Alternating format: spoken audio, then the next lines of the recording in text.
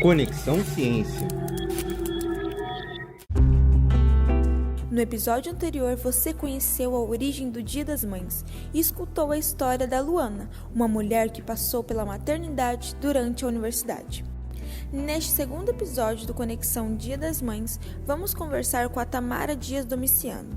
Ela está no pós-doutorado em Educação em Ciências na área de Divulgação Científica, com foco em Pesquisa de Percepção Pública da Ciência, na Universidade Federal do Paraná, UFPR. A Tamara é mãe do Arthur, de 4 anos, está grávida da Luna. Ela vai nos contar um pouco como tem sido a sua jornada. Bom, e para começar essa conversa, é importante eu falar já que a maternidade nunca fez parte dos meus planos. Então, mestrado, graduação ali, eu não imaginava num futuro tão próximo que eu seria mãe. Foi no doutorado, com muitas situações familiares que eu vivi, que me fizeram mudar de ideia, e aí junto com meu esposo nós planejamos o nosso filho.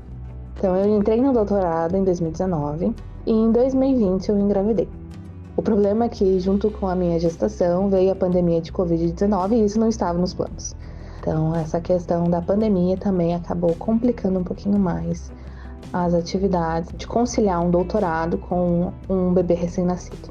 E dentro dos desafios enfrentados, a gente já começa falando ali da forma com que é feita a solicitação para extensão de prazo para licença maternidade. Nos programas de pós-graduação, o meu especificamente não tinha uma normativa interna dentro do regimento do programa de como solicitar essa licença maternidade. Nós sabemos que pela CAPES já era possível, né? Nós tínhamos na época, em 2019, 2020, eram 4 meses de licença maternidade, sem a suspensão da bolsa, era apenas a extensão do prazo para defesa com mais 4 meses de bolsa ao final do período do doutorado. Mas internamente o programa não possuía uma regra, uma normativa, então foram criados mecanismos a partir do que o coordenador ou que o colegiado acreditava que deveria seguir, e a gente teve que seguir. Isso não era tão simples, né? Então esse mecanismo de solicitar a licença maternidade foi o primeiro desafio enfrentado durante o doutorado junto com a maternidade. E aí depois disso, claro, vem as questões mais voltadas para a produtividade. 4 meses é um tempo muito pequeno, se for pensar, para ficar com o bebê, que depende única e exclusivamente do leite materno. Meu filho foi amamentado, então a amamentação é recomendada até os 6 meses de vida, mas são só 4 meses de licença. E ainda durante a pandemia de Covid-19, em que não tem como ter uma rede de apoio tão forte, não tinha como colocar uma criança tão pequenininha numa creche, até porque todas as escolas estavam fechadas. Então eu precisei lidar com a situação de estar escrevendo com um bebê no colo, amamentando um bebê, enquanto estava passando por uma pandemia, né? Para junto com tudo isso, ainda ter que lidar com a privação de sono, que eu acho que foi o principal problema. E eu vejo como um dos principais problemas que a gente tem enquanto estudante e mãe. Na realidade, não só como estudante, mas como acadêmica de forma geral. Que é como que a gente consegue dar conta de passar uma noite, às vezes, em claro, de acordar diversas vezes. A privação de sono é um dos principais problemas que eu tive que enfrentar. Porque o meu filho acordava, normal, acordar várias vezes, e no outro dia eu tinha que atuar e produzir artigos e uma tese, e ler um material teórico como se nada tivesse acontecido. O que já começa a contrastar com os meus colegas homens que não precisam passar pela mesma situação. Então eu fui começando a me perceber ficando para trás, de não conseguir participar de reuniões de grupos de pesquisa porque eram justamente marcadas para o horário em que o meu filho estava começando a dormir, então eu tinha que estar dando assistência para o meu filho. Em começar a perceber que meus colegas homens estavam publicando diversos artigos, participando de eventos, e eu não poderia fazer isso porque eu tinha um bebê, porque eu não conseguia concentrar pela privação de sono, e não conseguia viajar porque os eventos não têm a mínima estrutura, nenhum evento científico tem estrutura para que uma mãe possa levar o seu filho consigo e vá fazer uma apresentação oral dentro de um evento científico. Então, comecei a me ver ficando para trás nesse processo. A gente começa a perceber, enquanto mãe, que realmente o meio acadêmico não tem espaço para mãe. A dupla jornada acaba virando até tripla jornada, se for pensar, porque o doutorado é uma parte, o trabalho é outra parte, a criança é outra parte. Porque depois de um tempo eu ainda passei a trabalhar dentro do projeto, dentro do NAP, Paraná Faz Ciência. Então eu tinha que cumprir 40 horas semanais de atividades dentro do projeto, eu precisava terminar uma tese, precisava cuidar de uma criança. Então começa a ficar um pouco apertado e começa a não ter mais espaço para que a mãe consiga respirar. Acaba que a criança, o trabalho e o doutorado, né, a pesquisa acadêmica começa a exigir demais da mulher e acaba não sobrando muita coisa da mulher ou muito tempo para a mulher ter ali para um descanso, para um momento de lazer, enfim. E sim, a gente acaba passando por questões de saúde mental e física por conta dessas situações que a gente acaba passando por privação de sono, por privação de produção, por se sentir ficando para trás, por autocobrança mesmo, mais até do que cobrança dos outros, porque a gente se cobra demais. Atualmente o cenário tem mudado um pouco, com alguns movimentos como o Parenting Science, nacionalmente reconhecido.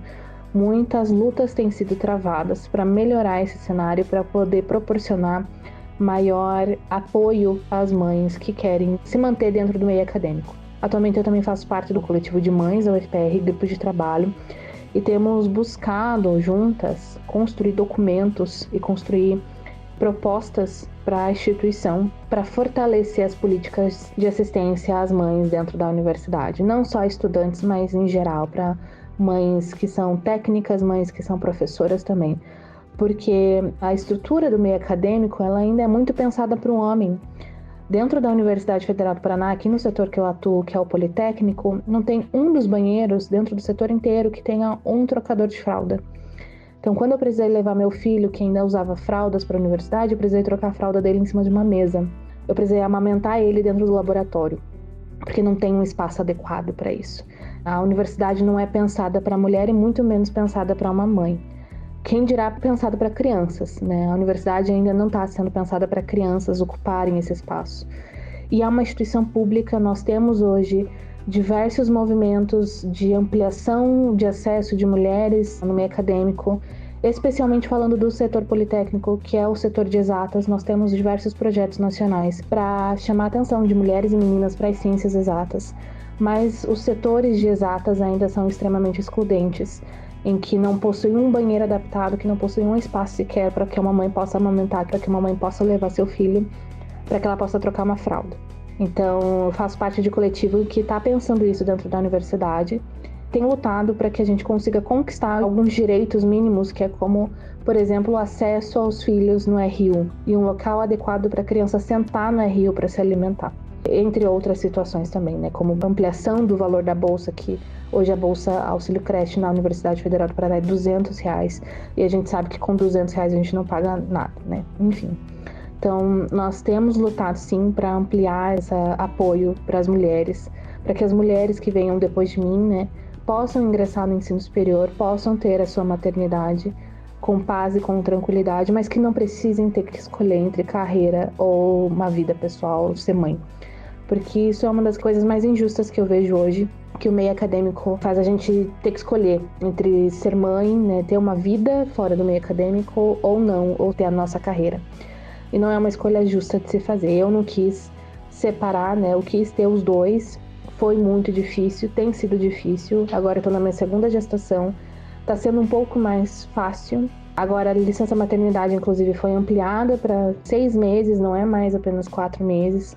Porque os movimentos nacionais e internacionais conseguiram essa conquista para a ampliação dessa licença maternidade, acompanhando o período de amamentação exclusiva. Então, são 6 meses hoje de licença, para que as futuras meninas e mulheres que entrem no meio acadêmico possam ser contempladas com essas novas políticas e eficazes de permanência de mães dentro do meio acadêmico.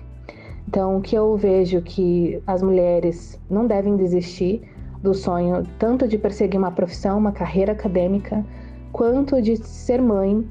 Uma coisa não exclui a outra, mas os desafios são gigantes. Essa luta não vai terminar com minha geração. Vão ter muitas batalhas ainda a serem travadas para que o espaço materno seja reconhecido dentro da universidade, mas porque a mulher não deve ser privada de poder escolher aquilo que ela quer seguir.